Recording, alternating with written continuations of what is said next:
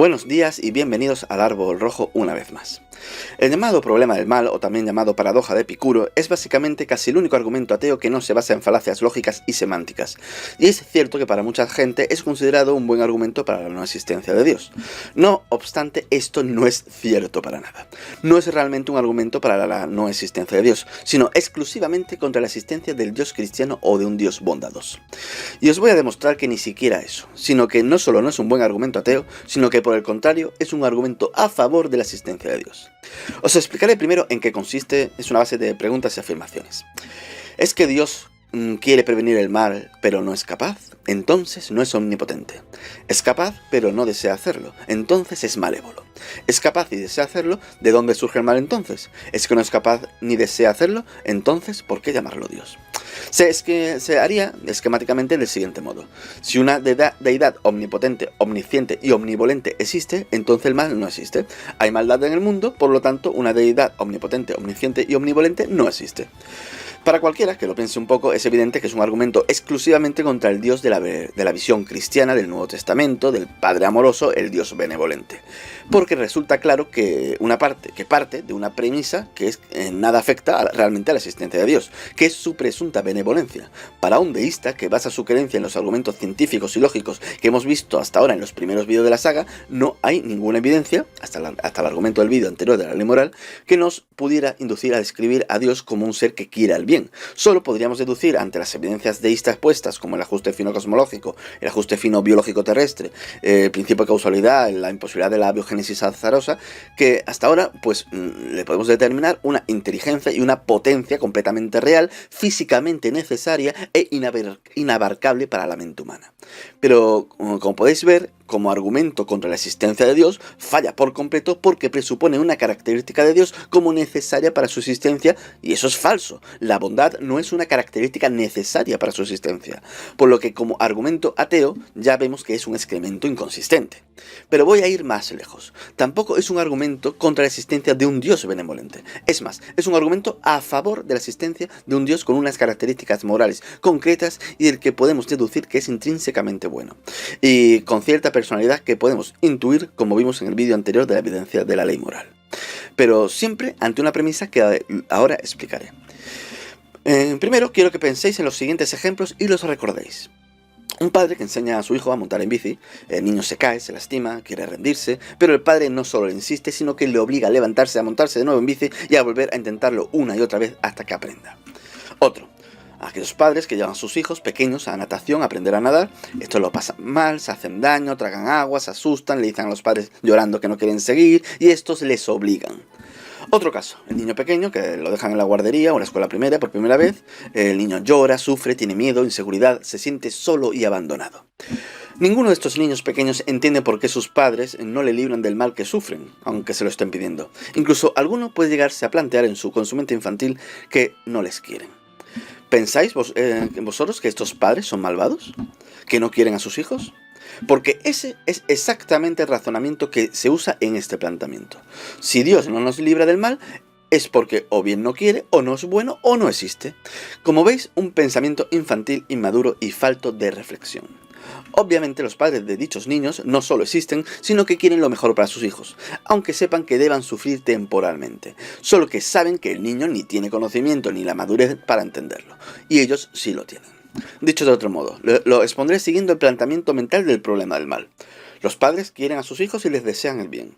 Los hijos sufren males a los que los padres los exponen voluntariamente y no hacen nada para evitarlo.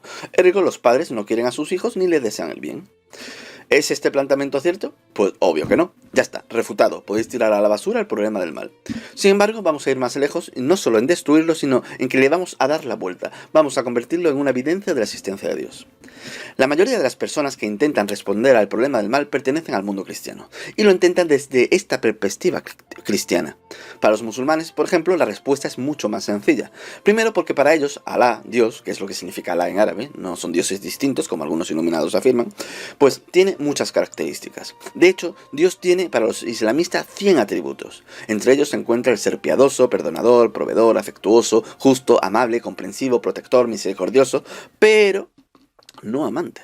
Entre sus 100 atributos no se encuentra la capacidad de amar, al menos no de forma explícita.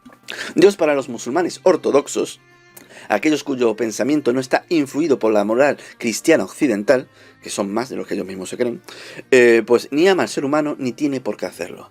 Aunque entre sus atributos sí está al-Wali, el bienhechor, por lo que sí lo consideran intrínsecamente bueno. Es más, lo importante aquí es que para el musulmán la vida consiste en una prueba, por lo tanto la existencia del mal está completamente justificada. Como decía, los cristianos, por su lado, han intentado lidiar su cosmovisión con el problema del mal desde la antigüedad. Para Tomás de Aquino, el mal no tiene naturaleza, ni causa eficiente, ni forma. No es más que la ausencia del bien. Para Agustín de Hipona, Dios creó a los seres humanos como racionales, pero para poder ser racionales necesitan el libre albedrío, es decir, escoger entre el bien y el mal. Por eso Dios no es la causa del mal, el hombre escoge el mal, igual que escoge el pecado, que es la ausencia de Dios. Pero este vídeo no es para desarrollar en profundidad una visión cristiana o islámica o de cualquier otra religión concreta. Para eso es mejor acudir a canales y a libros cristianos o islámicos. Nuestro análisis va desde la lógica y la reflexión, que igualmente puede valer para cualquier persona que siga estas religiones, y que no quita por ello que se pueda coincidir en parte con estas posturas. Lo primero que hay que aclarar es que es un problema semántico con la palabra mal, porque en español se usa esta palabra para indicar cosas diferentes, y las principales que afectan a este tema pues serían lo que es el mal desde un punto de vista físico, es decir, sufrir males que tienen que ver con las vicisitudes y características de la vida como tal, como es sufrir enfermedades, accidentes, catástrofes naturales. Estos males tienen que ver con las características físicas del universo. Todo ser creado es finito, por lo tanto tiene capacidades limitadas y se encontrará con circunstancias y problemas que dichas capacidades no pueden superar. Por ejemplo, la actividad geológica determina la existencia de terremotos y volcanes, que son catástrofes naturales que pueden causar esta clase de mal a muchas personas, plantas y animales. Pero los terremotos y volcanes son consecuencia necesaria del funcionamiento de la naturaleza y sin la existencia de estos, la Tierra no sería habitable, ya que son necesarios para el origen de la atmósfera y los océanos, así como la aparición de elementos necesarios y para la aparición y el mantenimiento de la vida. Por lo que su existencia puede llegar a ser indispensable para la existencia de aquellos que luego sufren esta clase de males, que no son más que las características limitantes inherentes de los procesos naturales necesarios para el desarrollo de la vida, como lo son también sufrir la enfermedad, que acaban siendo negativas desde un punto de vista humano, y especificar esto de que es desde un punto de vista humano es importante. No es posible siquiera imaginar un mundo donde no ocurra nada que sea dañino o desagradable para los seres que lo habitan. La única forma de evitar eso sería precisamente que no existiese la vida ni el universo en sí. El mejor de los mundos posibles en la realidad, no en una utopía imaginaria, seguirá teniendo sus limitaciones y por lo tanto seguirán existiendo esta clase de mal. Dentro de estos están los males que pueden ejercer los seres vivos contra otros en el propio devenir de la vida. Imaginad que un bebé de unos 14-15 meses ve un animalito y lo agarra con demasiada fuerza, derivando en la muerte del animal. Supongamos una lagartija, por ejemplo. ¿Alguien podría afirmar que ese bebé es malvado? Obviamente no. El niño solo tenía curiosidad y agarró al pequeño reptil con una fuerza que no controla. No lo hizo con mala intención, ni siquiera a esa edad puede entender el bien o el mal. La lagartija aplastada a lo mejor en esos momentos, o unos momentos antes, había cazado una araña que se había comido. ¿Era malvado el reptil por haber hecho eso? No. Solo se alimenta y ni siquiera tiene moralidad. Hace lo que tiene que hacer para cumplir su función biológica, como haría también la araña que fue devorada. El ciervo que mata la hierba que devora o el león que caza al ciervo. Ninguno de estos casos se actúa por maldad, aunque dichos actos resulten en un mal de esta clase para otro ser. Un cocodrilo que devora a un niño en Bangladesh no lo hace por maldad, lo hace para alimentarse, por mucho dolor y sufrimiento que cause tanto al niño como a la familia de este. Un cocodrilo, al igual que una planta o un escorpión, no entienden el bien y el mal, carecen de esa capacidad. Por lo que aquí el uso de la palabra mal debería ser diferente, deberíamos tener palabras distintas para significar cuestiones y realidades independientes y diferenciadas, pero lamentablemente no es así. La otra clase de mal, que es realmente la que conlleva el significado en sí de la palabra y el que vamos a tratar en el problema del mal, es aquel que viene determinado por el quehacer y los actos voluntarios y conscientes de otros seres humanos de forma intencionada, cuyo objetivo sea precisamente el hacer daño a otro. El agresor, el asesino, el que daña a propósito a los demás. Este mal es la iniquidad. Como podemos ver, el primero de los males es intrínseco a la propia existencia, y por lo tanto la única forma de evitarlo es evitar la propia existencia. ¿Universos sin vida? Quizá los haya. Desde luego, una mayor parte del universo no tiene vida, por lo que podemos decir que Dios permite el sufrimiento inherente de la propia naturaleza en un pequeño porcentaje de su obra. Pero ¿qué pasa con las guerras, los genocidios, los asesinatos, las injusticias, las traiciones, las agresiones que sufren los inocentes? ¿Por qué un Dios bueno permitiría algo así? Desde luego, tanto la respuesta musulmana, de que la vida en sí misma es una prueba, o la cristiana, que el mal es consecuencia de habernos dado el don del libre albedrío, son completamente válidas y satisfactorias. Pero yo voy a llevarlo más lejos aún. Tomaros un instante de reflexión y pensad. ¿Son la bondad, la misericordia, el perdón, el valor, la alegría, la lealtad, la felicidad, la perseverancia, la búsqueda de la belleza, del autocontrol, de la verdad, valores e ideales a los que aspirar? ¿Creéis que alguien que consideraríamos bueno diría que sí a esta pregunta? Pues si la respuesta es que sí, que es evidente, entenderéis entonces que para ello debemos vivir en un mundo lleno de maldad, de violencia, de venganza, de cobardía, de dolor, de traición, de tristeza, de pereza, de fealdad, de ira y de mentira. Al final es nuestra elección por tener libre albedrío, no absoluto como argumentan los locos, sino la libertad de elegir entre el bien y el mal, entre lo que es correcto y lo que es fácil. Y aquí está la clave. Ante una promesa de una vida eterna que supone un poco de dolor. Como los ejemplos que puse de los padres que enseñan sabiamente a su hijo a montar en bicicleta, sabe que en el proceso el niño se caerá muchas veces y sufrirá dolor. Pero los padres saben desde su madurez que en el cómputo total merece la pena y no impiden que monte en bicicleta, sino que le animan, incluso le pueden obligar a ello.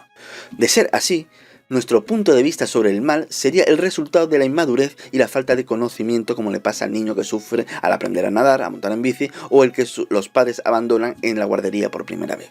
Por lo que vemos que el problema del mal no es para nada un argumento contra la existencia de Dios y tampoco contra la existencia de un Dios benevolente. Es más, su existencia parece reforzar esta posición si hay vida más allá de esta que vivimos. De no haber vida tras la muerte, no obstante, ni siquiera para los buenos y los justos, Dios seguiría existiendo, pero la bondad, tal como la entendemos, no sería una de sus características. Pero vamos a ir un paso aún más lejos. El problema del mal es una evidencia de la existencia de Dios, porque que nos planteemos dicha cuestión nos lleva directamente al reconocimiento absoluto de la ley moral, que vimos en el vídeo anterior.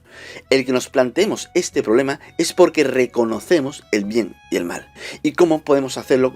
Como vimos que este no tiene un carácter ni explicación evolutiva. Solo desde un reconocimiento de una existencia no material y espiritual en nosotros, cuyo origen por lo tanto no puede provenir de lo material. Aquellos que niegan, para mí de forma completamente absurda y falsa, la ley moral o ley de la naturaleza humana, en base al relativismo moral, de que no hay bien ni mal, que realmente todos sabemos que no es más que una pose, pero bueno, hay gente que lo mantiene, pues el relativismo moral es el único contraargumento válido contra la existencia de la ley moral, de la existencia de Dios. Pues en cuanto usan el problema del mal, están reconociendo la existencia de la ley moral y por lo tanto dando por bueno implícitamente esta evidencia como prueba de la existencia de Dios. Ergo, como dije al principio, el problema del mal no solo no es un argumento de la no existencia de Dios, sino que sí es un argumento a favor de su existencia. Y aquí terminamos este vídeo, veremos más evidencias, así que no os alejéis demasiado del canal, darle al like si os ha gustado, compartid el vídeo, haced comentarios y alguna donación si os apetece y nos vemos en el próximo vídeo. Adiós a todos, nos vemos.